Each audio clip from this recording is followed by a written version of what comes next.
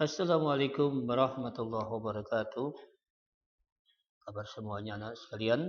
Bertemu kembali dengan Bapak Ahmad Najirin, SAG, dalam mata pelajaran pendidikan agama Islam dan budi pekerti.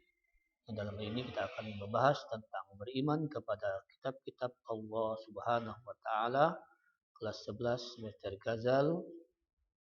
Namun sebelumnya, untuk barukan itu kita pada hari ini, mari kita buka dengan sama-sama membaca lapas baca. Anak sekalian, adapun kompetensi dasar yang akan kita pelajari yaitu memahami makna iman kepada kitab-kitab Allah Subhanahu wa taala. Adapun tujuan pembelajaran pertama, pengertian iman kepada kitab-kitab Allah, hukum beriman kepada kitab-kitab Allah, macam-macam kitab Allah dan Rasul yang menerimanya, sikap yang mencerminkan keimanan kepada kitab-kitab Allah, dan hikmah beriman kepada kitab-kitab Allah Subhanahu wa taala. Anak sekalian, lalu apa pengertian iman kepada kitab Allah Subhanahu wa taala? Kata iman itu berasal dari kata bahasa Arab, yaitu amana yu'minu imanan, yang artinya percaya, yakin. Kata kitab juga berasal dari bahasa Arab, kataba yaktubu katban kitaban, yang artinya tulisan, tetapan hukum atau macam-macam kitab itu dibagi dua. Yang pertama ada kitab suci samawi, yang kedua adalah kitab suci ardi. Lalu apa pengertian iman kepada kitab-kitab Allah? Iman kepada kitab Allah Subhanahu wa taala artinya meyakini sepenuh hati, membenarkan dengan ucapan, dan membuktikan dengan perilaku keseharian akan keberadaan kitab-kitab Allah Subhanahu wa taala yang telah menurunkan kitab kepada Nabi dan Rasul yang berisi wahyu untuk disampaikan kepada seluruh manusia. Lalu bagaimana hukum beriman kepada kitab Allah?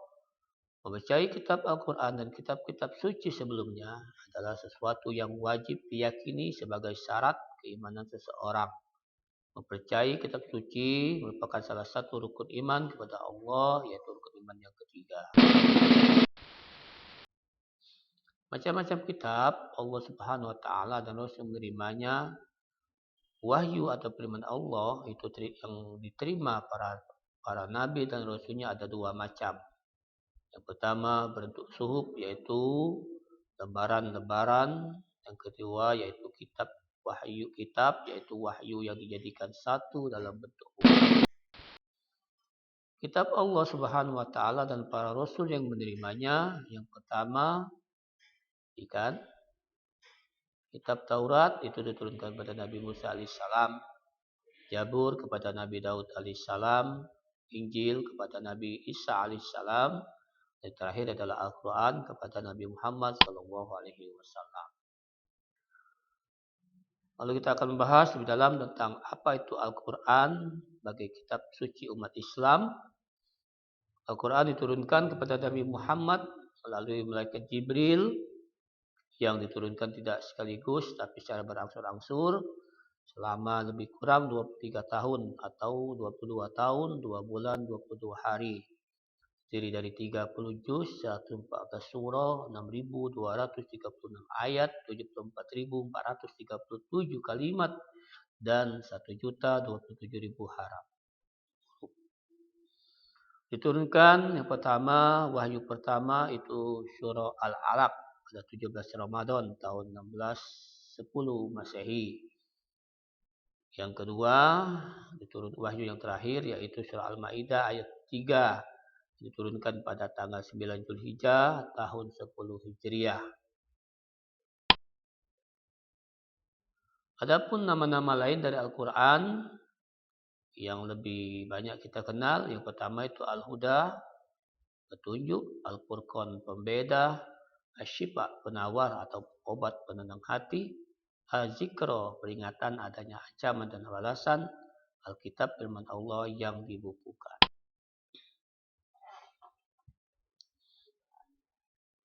Lalu apa saja isi kandung Al-Quran itu? Yang pertama berisi tentang akidah atau keyakinan, ibadah. Yang ketiga akhlak. Yang keempat muamalah. Yang kelima, kisah. Yang keenam, semangat mengembangkan ilmu pengetahuan.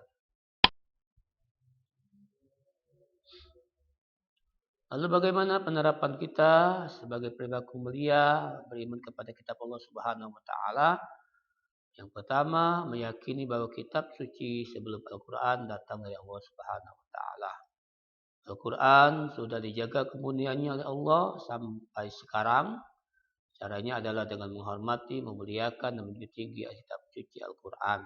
Menjadikan Al-Qur'an sebagai petunjuk dan pedoman hidup. Yang keempat, berusaha membaca Al-Quran dalam segala kesempatan dikala suka maupun duka, kemudian belajar memahami arti dan isinya.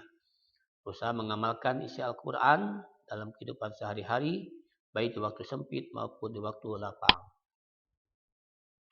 Lalu, bagaimana hikmah atau manfaat beriman kepada kitab Allah Subhanahu wa taala? Satu, mendapatkan kesempurnaan yang terbebas dari kesesatan, menambah keyakinan bahwa Allah Subhanahu wa taala telah mengutus para rasul untuk menyampaikan risalahnya, menjadikan kehidupan dunia tertata karena adanya hukum yang bersumber pada kitab suci. Yang keempat, menambah keyakinan bahwa Islam adalah agama penyempurna dari risalah para rasul sebelumnya. Yang kelima, menambah sikap optimis karena telah dikaruniai pedoman hidup dari Allah Subhanahu wa taala untuk meraih baik dunia maupun di akhirat. Yang keenam, menambah motivasi dalam beribadah dan menjalankan kewajiban-kewajiban agama seperti tertuang dalam kitab suci Al-Qur'an. Anak-anak sekalian, dari penjelasan di atas tadi dapat kita ambil suatu kesimpulan. Yang pertama, umat Islam wajib mengimani kitab-kitab Allah Subhanahu wa taala baik Al-Qur'an maupun kitab-kitab sebelumnya. Kitab suci Al-Quran turun kepada Nabi Muhammad SAW, Taurat kepada Musa, Zabur kepada Nabi Daud, dan Injil kepada Nabi Isa AS, dan Al-Quran sebagai penyempurna kitab-kitab sebelumnya.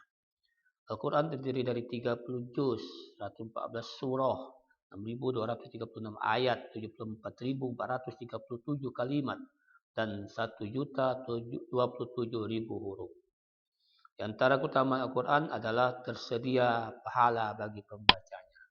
Anak-anak sekalian, sebagai motivasi kita dalam suatu kata mutiara dijelaskan, barang siapa berjalan pada jalannya maka dia akan sampai pada tujuannya. Terima kasih atas perhatiannya. Mudah-mudahan kita semua dapat mengimani keimanan kita kepada kitab-kitab Allah dengan sebaik-baiknya. Akhiri ucapan bila bisabil haq.